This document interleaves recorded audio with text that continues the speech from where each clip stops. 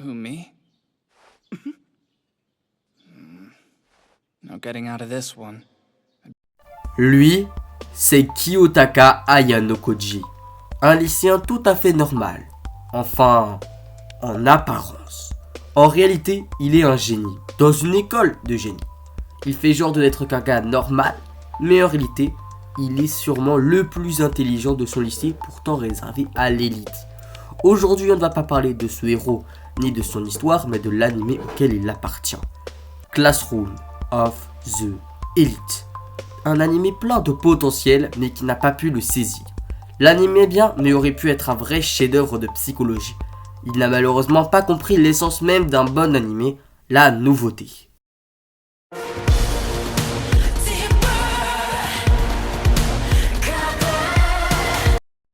Classroom of the Elite est un anime sorti entre juillet et septembre 2017 et produit par le studio Lerche. Cet anime est une adaptation du célèbre light novel de Shogo Kinugasa. Les notes tournent autour de 3 et 4 étoiles sur 5, donc pas incroyable mais pas nul non plus. Et c'est là que je rejoins certains avis négatifs.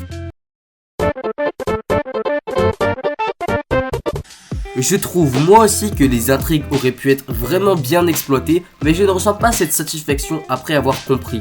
Pourtant je n'y aurais pas pensé, mais je n'ai pas cette tension qui me serre le cœur. Dans un anime où l'intelligence, la manipulation et les énigmes sont la base, je m'attends à du suspense. Et là, rien de tout ça. On sait que le héros gagnera toujours, et ça nous enlève notre envie de savoir la suite. Là où les grands animés et mangas le font très bien, enfin pour la plupart. Exemple. Imaginons, je viens de me rendre compte que le héros s'est fait manipuler et que toute sa classe est en grand danger de renvoi. En temps normal, on se demanderait ce qui va se passer et faites pas genre du contraire parce que sinon vous regarderiez même pas. Et bien là, c'est différent. Oh là là, le héros avait en fait tout prévu et c'est lui qui a manipulé tout le monde. Mais on ne sait même pas comment et pourquoi. Franchement, avouons-le, c'est pas bien.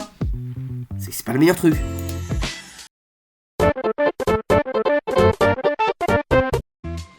Au début, on se dit que les personnages et leur histoire vont être importants dans l'anime.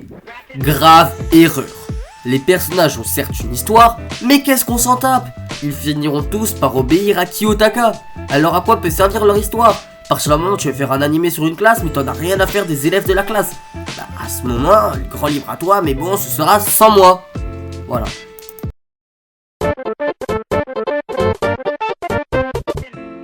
Mais qu'est-ce que je peux bien entendre par plan?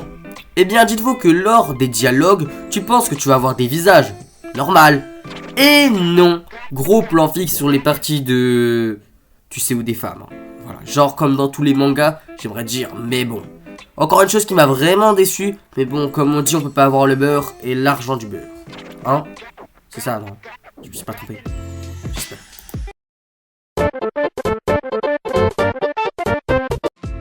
Bon, je critique cet animé depuis tout à l'heure, mais j'ai quand même pas trouvé ces 3 saisons dégueulasses. Et croyez pas que je suis juste un gros pervers, c'est absolument pas pour ça, mais parce que parfois c'est bien de se sentir con. Ah mince, je me suis trompé de phrase, je reprends. Non, c'est parce que j'aime bien les animés psychologie. Bon, cette vidéo touche déjà à sa fin. Si tu as aimé, n'hésite pas à t'abonner et à liker, ainsi qu'à me proposer un animé pour la prochaine vidéo, ça me ferait trop plaisir. Pas aussi à partager parce que ça aide vraiment beaucoup pour tout le montage que j'ai fait. Allez, salut et à plus.